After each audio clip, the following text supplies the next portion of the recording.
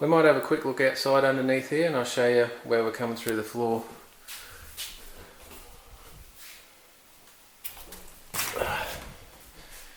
I'll put this screwdriver back into position through the hole so we can see it underneath.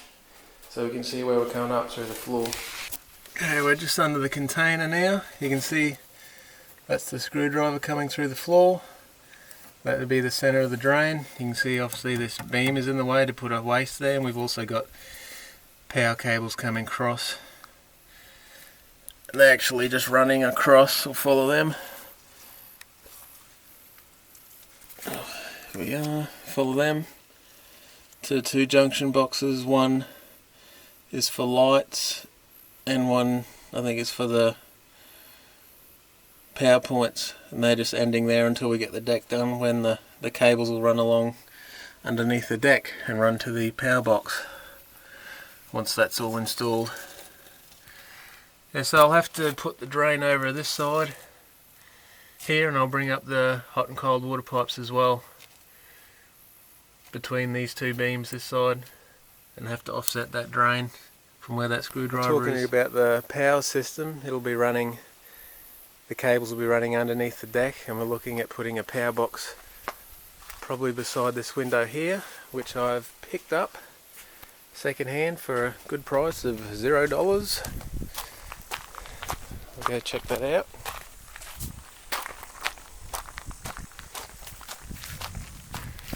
It's over in the junk pile over here, which I hope to clean up one day. We've got this power box we picked up. It's fairly heavy duty.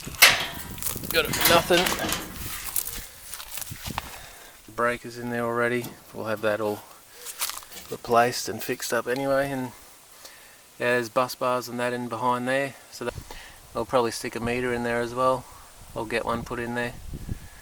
As we're on solar power, it doesn't really matter, but we can keep track of what power we're using. So that was a good find. So this is our charging station. I'll need to upgrade the battery bank for it to run a couple of pedestal mount fans overnight, just to try and keep us a bit cool. We've got an air conditioner in the caravan, but we don't want to be running a generator overnight. With that big diesel generator, it costs about $10 a night to run the aircon, so we won't be doing that.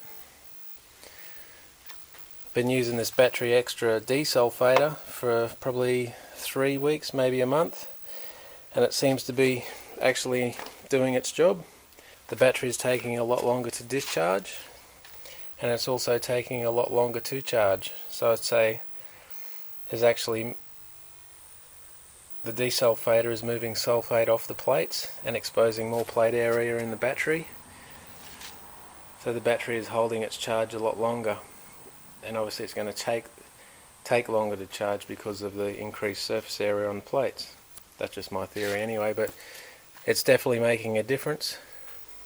The battery is lasting a lot longer. Before, it would drop down, you'd get down to 12 volts, down to 11.9, and then it'd just drop to 10 volts and the inverter alarm would go off saying low voltage. Where now it's not doing that. It'll go down to say 12.4 and hold there for a long time. Yeah, it just takes a lot longer to drop voltage now as we're using it. There's a 150 watt solar panel on the roof. It's 24 volt. That's charging a 12 volt battery. The voltage is being dropped through the charge controller.